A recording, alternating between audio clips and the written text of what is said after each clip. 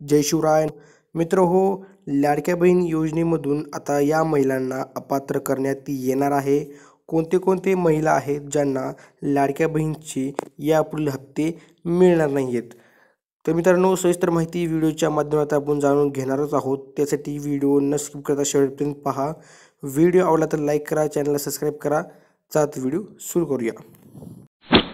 मित्र हो, तुम्हाला सर्वप्रथम गुगलवरती यायचं आहे आणि इथे तुम्हाला हे लाडकी बहीण .महाराष्ट्र.gov.in या वेबसाईटवरती यायचं आहे.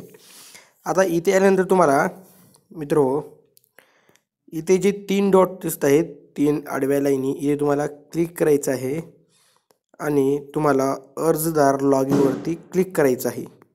जसं तुम्ही अर्जदार लॉग इनवरती क्लिक करचाल, इथे तुम्हाला 2 ऑप्शन आहेत, केलेला अर्ज किंवा मुख्यमंत्री माझी लाडकी बहीण योजना.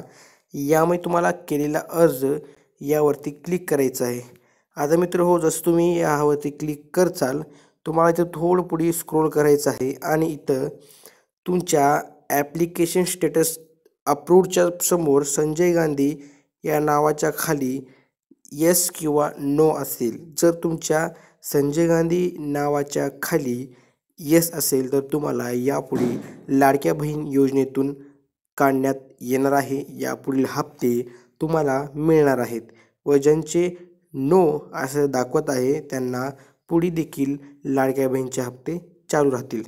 आता मित्रांनो, इथे पुढे तुम्हाला ॲक्शनवरती जाऊन तुमचे इथे हप्ते बघून घ्यायचे आहेत.